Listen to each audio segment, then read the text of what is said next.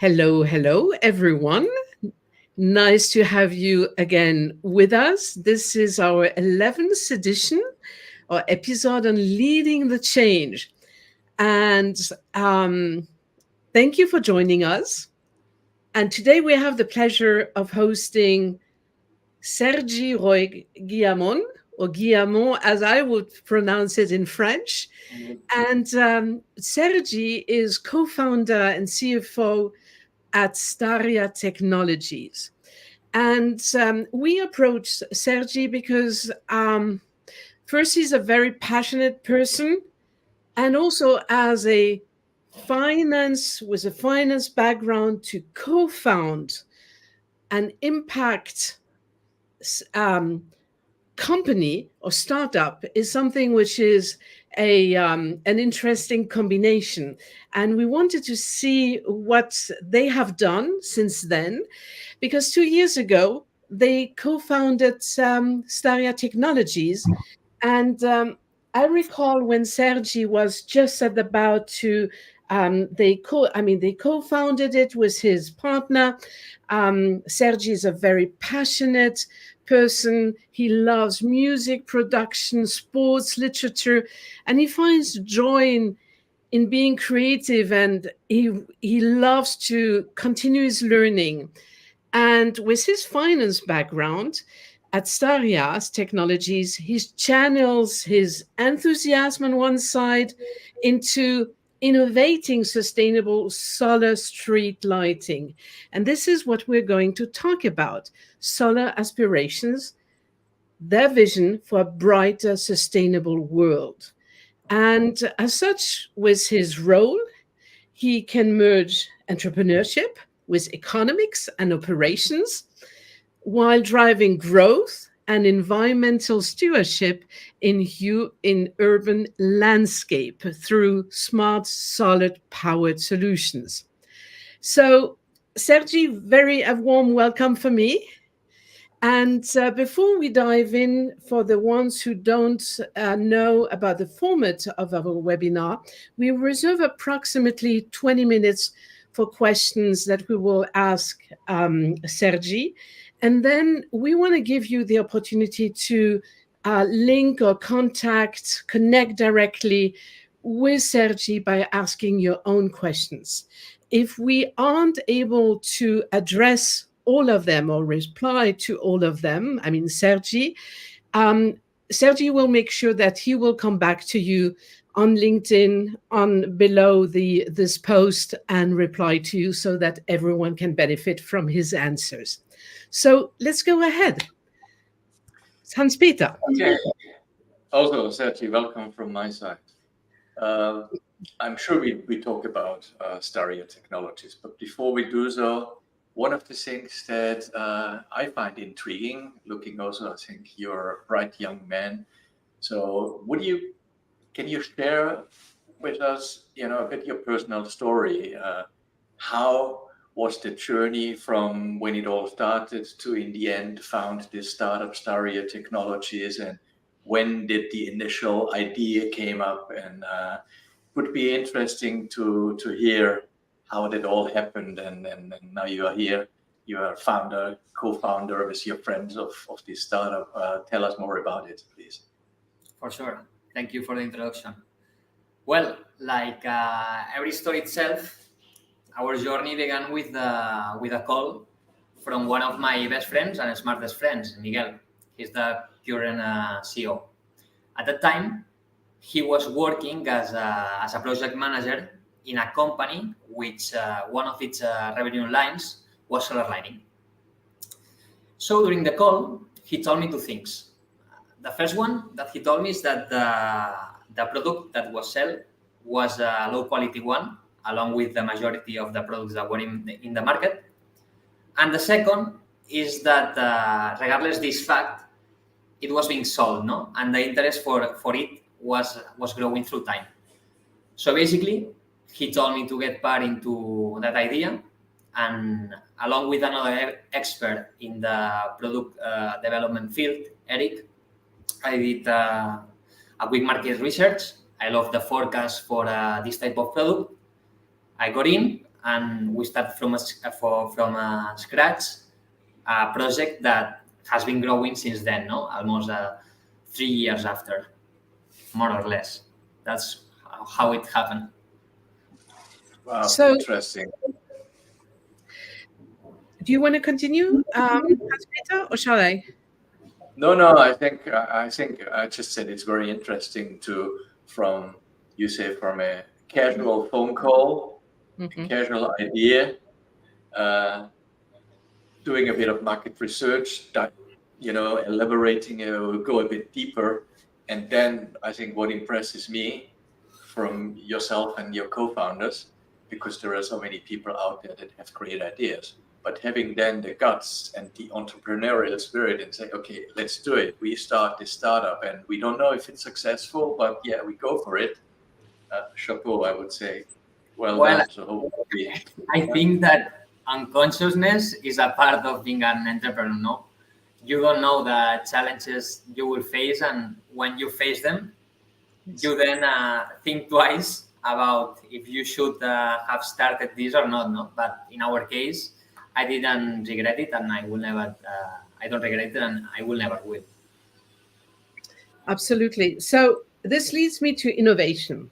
Can you maybe share? I mean, we know now also from this title that you're helping urban development with also smart technology, lighting technologies.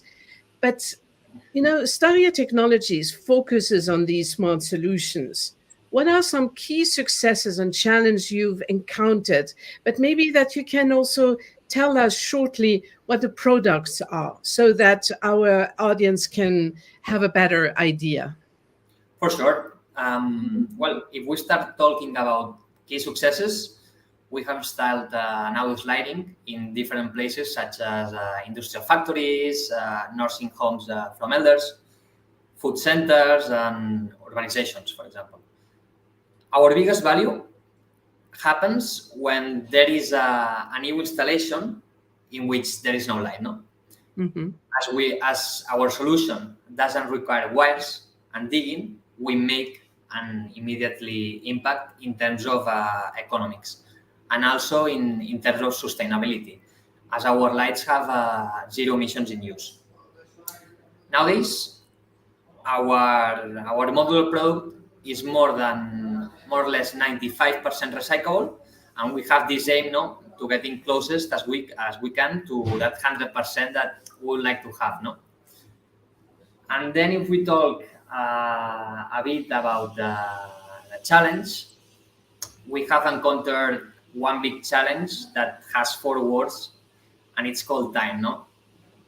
Projects, especially in the public sector, requires a lot of bureaucracy, no, and time to be done, along with a long cash conversion cycle, which is not directly aligned with a startup, where you basically want to collect your money as soon as possible, so you have more working capital to continue making more installations, no? Also, not having this branding recognition at first is a problem, because you will have to compete for your customers against companies that have been there for a long time, and one of its revenue streams could be this solar lighting solution that you're developing, no? And the last challenge we can say we have is that although every company nowadays is trying to put itself, no, this green flag of sustainability, we have encountered that many of them didn't really care about it, and they will still continue to apply the same lighting installation methods that they have done during all this time, no? Mm-hmm. Mm-hmm. Excellent, thank you. Okay.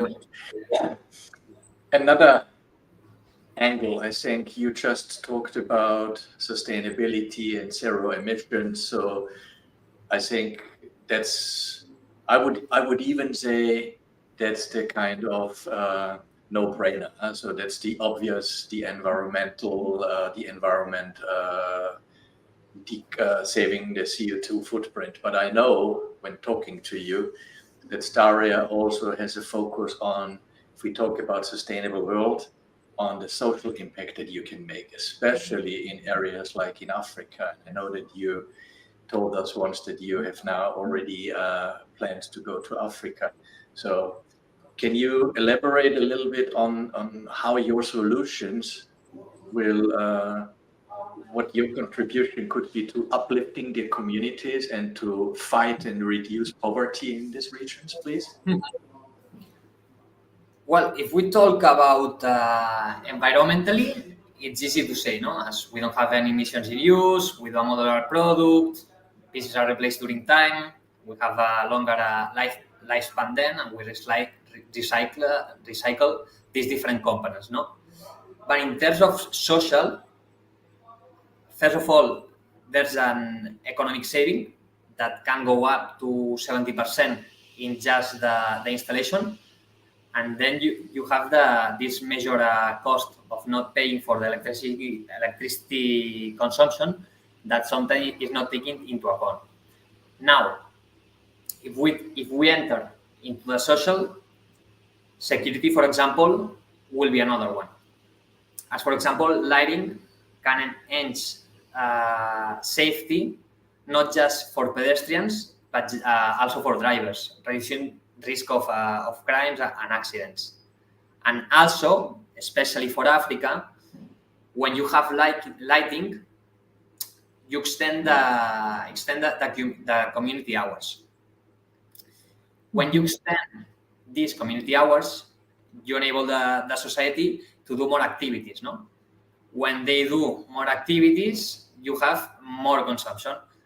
And when you have more consumption, normally there is an economic growth. And finally, also we have to say that many areas without lighting, especially rural areas, are the poorest ones. So with that, you enhance a cost-effective solution that can lead into that inclusion impact for the society, no? That really needs that value that you can add into them. Absolutely. And especially also security at night. Exactly. Yeah. So, and by then, security, sorry, Katrien. yeah, what sure. You said, the security that enables now really in rural areas people to, as you said, extend community hours, but also make it possible for people really to come out, do business, and live a better life and really fight against poverty. I think that's something. I see hope that you and your partners can really contribute to a more better sustainable future for this rural area. So that's great. Cool.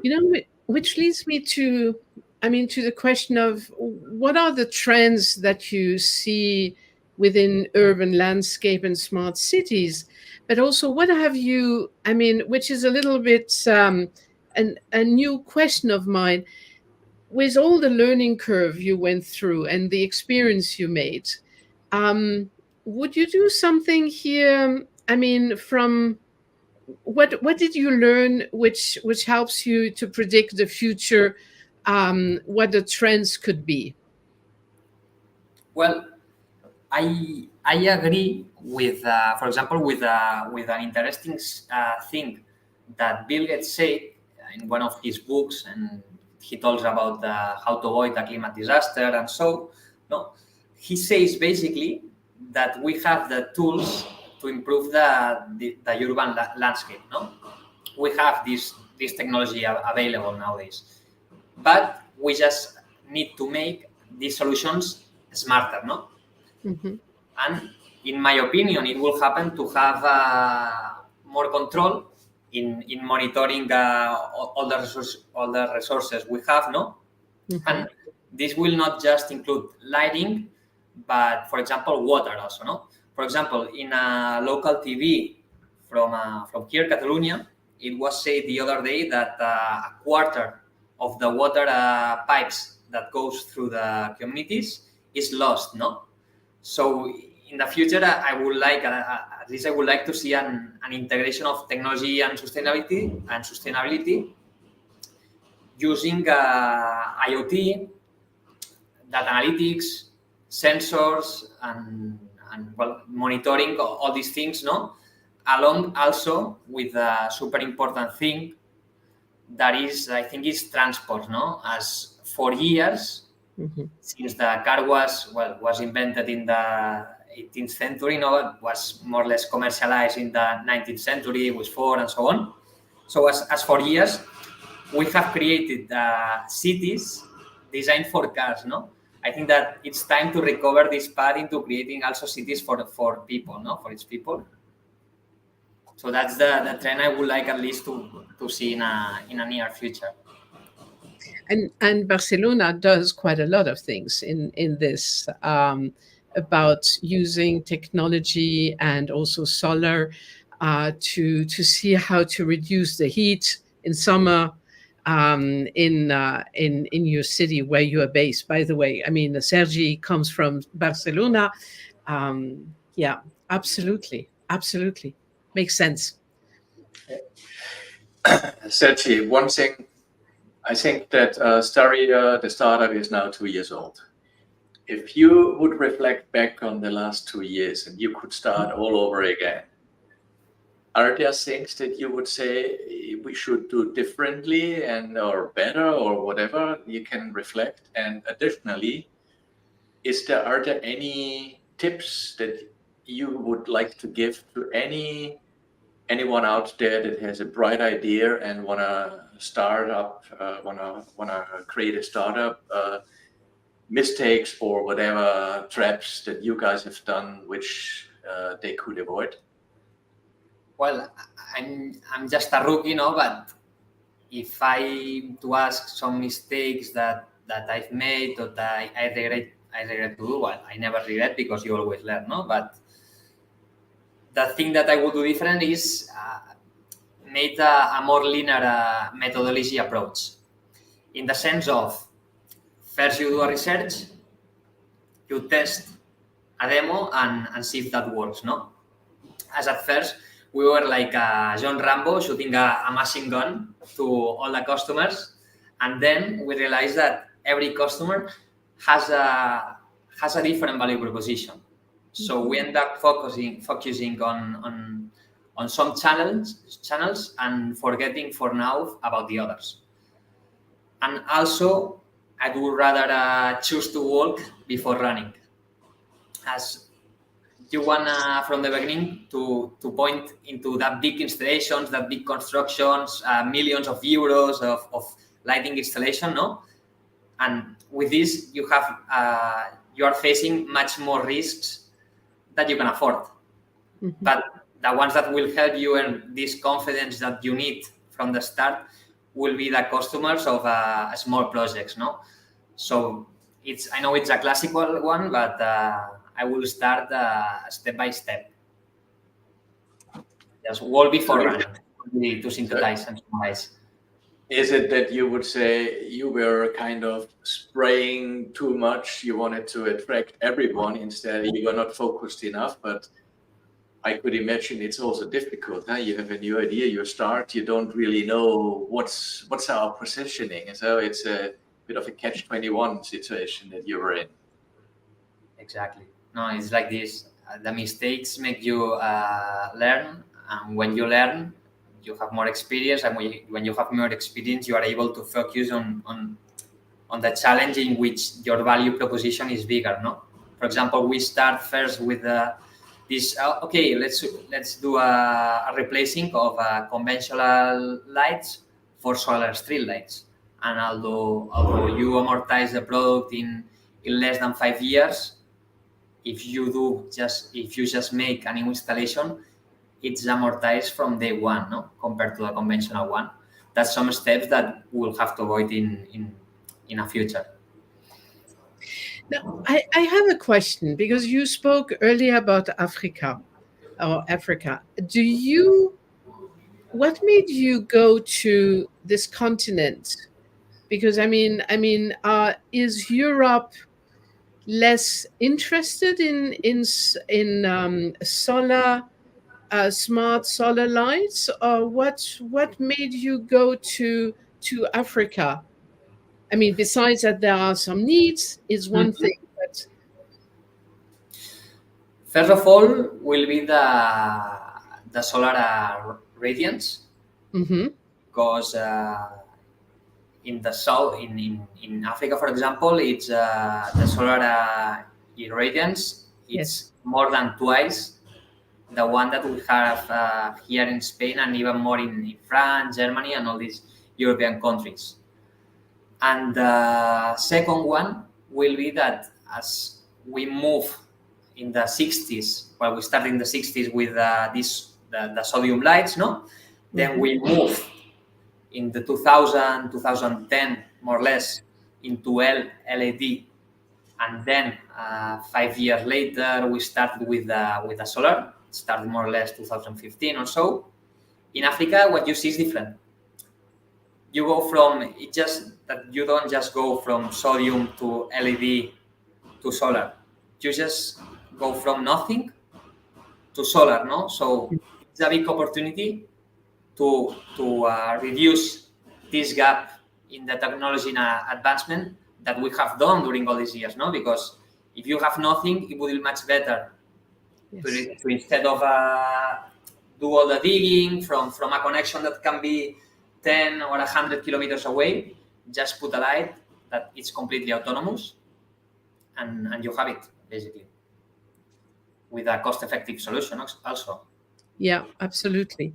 So I have a question which is around the strategy of your company. I mean, may I ask the question? I mean, how do you, or where do you plan to continue to innovate? And how would the next generation of sustainable energy solutions look like? Well, nowadays we are focused on solar lighting, no? But I think that our ambition extends to just not do lighting, but establish what we want to accomplish is to establish neural networks all across our lives, no? Transforming from just an illumination device into neural hubs with endless potential, no? Because you have advanced systems that can not only provide essential lighting, but can also act as nodes for smart city data.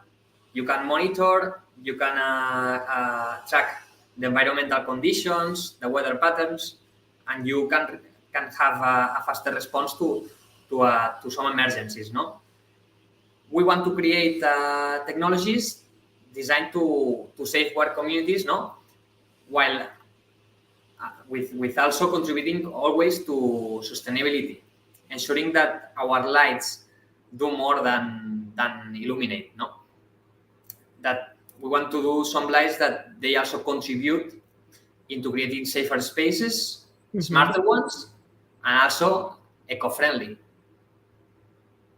ones. Sorry. Okay. That's what we will like to end up doing. So go ahead, Hans-Peter. Just to build on the innovative solution. So what would you then say, with having that in mind, what are your next really big goals, your next milestones, if you look ahead, let's say, into 2024? Can you share that with us? Into 2024, our what will be like? We have a lot of things, but we have to focus on one priority by one priority. No, I think it will be in terms of technology, in terms of expansion, in terms of whatever I think, everything. I think, yeah. I will. Okay, in terms of technology, we want to improve our software to make it smarter, and we want to include some environmental sensor. That will be our first step. And in terms for this 2024, of course. And if we talk about expansion, we will end up the year starting with some constructions in South America, because we discovered that it's a niche in which our value proposition is much bigger than we expected at first, no?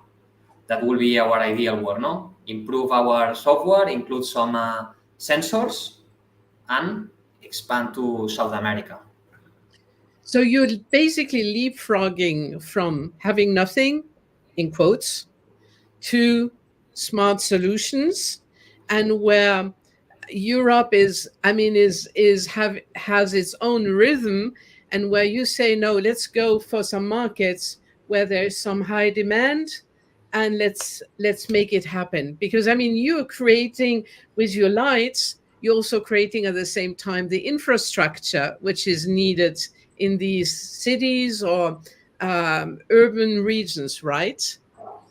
We're trying to, especially in the rural areas, in which our value is more it's more need, no? Yes. For example, if we talk about super industrialized cities with big buildings, then our solution does not fit as well as we would like to, because if there's no sun in the street, we have much more difficulties, no, to install our product. We can do it because we just put a bigger panel, we have bigger batteries, and so on. No? You have a bigger equilibrium between these the critical components, but you have a higher handicap. So, I have a question, Sergi, because I know you now since 3 years almost. No, not 2.5 years. You have your background is finance initially, and you dived into sustainability, impact, innovation, smart solutions. How did you feel? Because it's a complete different field where you are secure. You know your numbers, you're crunching them, you're saying what to do, what not to do, and innovation where there's so much entrepreneurship, where there is basically everything to do, and you don't know exactly where you will end up. How do you feel as a person with your personality and you being so passionate to make things happen? Well, I think it's an interesting question, and not an easy one. I think it's the most difficult one. Let's see how I respond to this one. Well, I'm feeling great. For a long time, I was when I was younger, I was just focused in let's make numbers, let's make some statistics, let's make money, let's buy some big houses and big cars, no? But then I realized that this is not important and as having an impact into a world, no? I started reading a year ago about Stoicism and what this taught me is that I have to care about the things that I can control, no? And I don't have to care about things that I cannot control, no? So what I try to do is I try to give my best in my everyday, and if some nice things come and we are able to grow as a company, it will be super nice. And if something bad happens, at least I know that I give my 100%, no? Or maybe 99%. But with this philosophy, I starting every day with a big smile in my face. I'm working with friends. I almost live in an ideal world, no? Yes. And I think that basically you're, if I may say so, looking at my life, I came to this conclusion way later than you. So also leapfrogging from a time perspective gives you, I must say, you at least experiencing and trying and contributing. And that for that, as a young person, congratulations. Yeah. Thank you very much. Hans-Peter? Absolutely, yeah. I think time is running out. There are no questions from the audience. But if there are questions, just post it. Yes. I'm sure we can answer. But Sergi, thank you very much. I think it was a great pleasure that you joined us. For me, it was very interesting because solar panels, I have them on my roof, but behind the technology behind was interesting. I personally wish you and your friends best of luck, because you also said there is a bit of luck is also needed. But I'm really looking forward, and I hope that you can really make an impact going forward. And you said expanding into South America, but Africa. So I'm pretty sure there is so many out there. But as you said, one step after the other. Don't fall into the trap wanting to do everything. Thank you. And we have also thanks from the audience. I mean, and you will see them. And please, to the audience, if you have questions or you want to reach out to Sergi, I mean, this guy is a bomb of energy. And also what I love with him is listening and trying to bring what customers and ideas that they bring into also in to life. So thank you so much. And we'll see each other next month. Thank you. Thank you. Thank you. Bye-bye. Have a nice day.